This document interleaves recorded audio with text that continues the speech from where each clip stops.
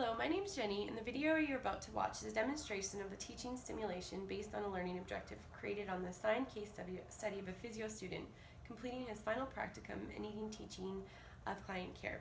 The learning objective I'm going to use is that the learner should be physically able to show preceptor that they can operate a computer or writing utensil or have an adaptive way of sew in order to ensure client care needs are charted correctly and in a timely manner within each shift. So I will now go over 3 teaching strategies to optimize best learner outcome. So the first one that I'm going to use is to ensure that the learner is physically able to log on to a computer and sign in using appropriate username and password. So what I would have is in the hospital setting, have my student go ahead and find a computer and log into the computer, just basic for them to be able to access any network.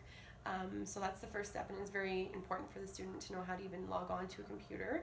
If they're not able to do that, they can't reach any network that they'll be needing to chart on. So the second learning strategy I'm going to touch base on is that the preceptor student will go through any learning modules before signing into the network.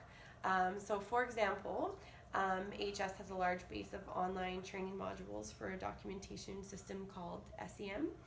So I'd have my preceptor physio student go through those modules at home or just on his own time so he's more comfortable. So when we are starting to use, for example, SEM, he is already aware and minimally able to navigate through the system.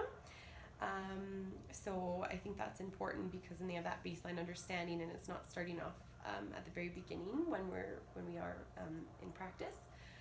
So the last learning objective I'm going to use is that the preceptor, so I will go over scenarios with the learner and have them demonstrate where they would chart the information or find certain information. So for example, I would ask my student to electronically chart an NPR of a patient assessment.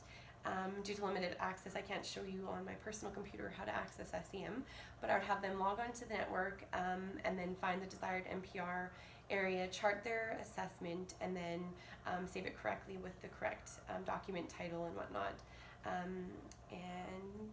I think that's important because if the student has extra practice before they are charting on their own, they have a better understanding of where to find things and how to chart. So I hope this video touched base on my 3 learning strategies I would use to optimize for best learning outcomes for my preceptor student. Thank you for your time, Elaine, and I hope you have a Merry Christmas and a Happy New Year.